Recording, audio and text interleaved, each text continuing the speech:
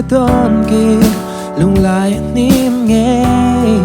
lung lai nim nghe kan pia lei thim nuayan ria ru ni lâu ngát sinh mi lâu trắng nghe van bất thiên lâu bụi chuan cắt ta đành kim mắt chan môi mà ngày na để khiến phác lâu cắt tan chuan để sang loa em mày cắt đón phác lâu sinh miên cả nhà nó siêu dấu lâu hắn đón giang té u nào mà ngày nó té khiến phác lâu chuan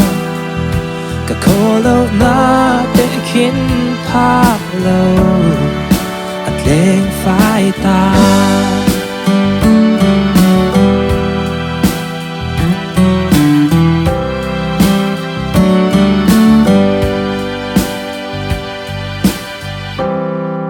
harsat natin paltlangin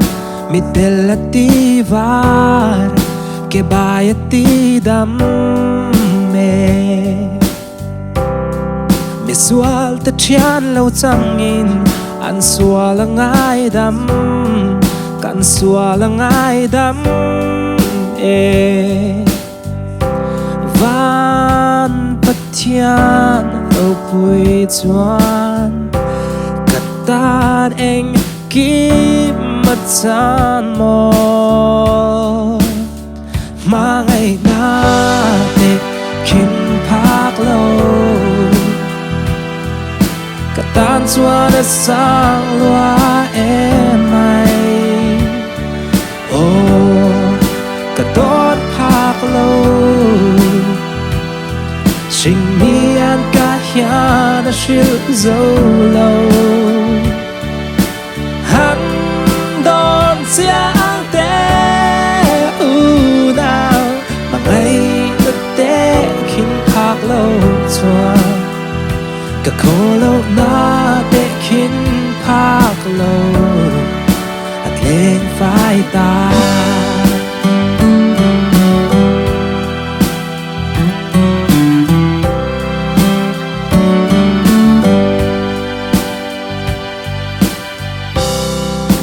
chính mi tuy giông nè sinh mi thấy na hian idan tut lin re ngal lên phác lâu van pathian rau bụi chuan cắt tan anh kim mà lan mò mà ngày na để khiến phác lâu cả tan xua đã sang loa em mày cả đón phác lâu sinh miên cả nhà đã siêu dấu lâu hắn đón giang té u nào mà ngày nó té khiến phác lâu chuan cả khô lâu na để khiến phác lâu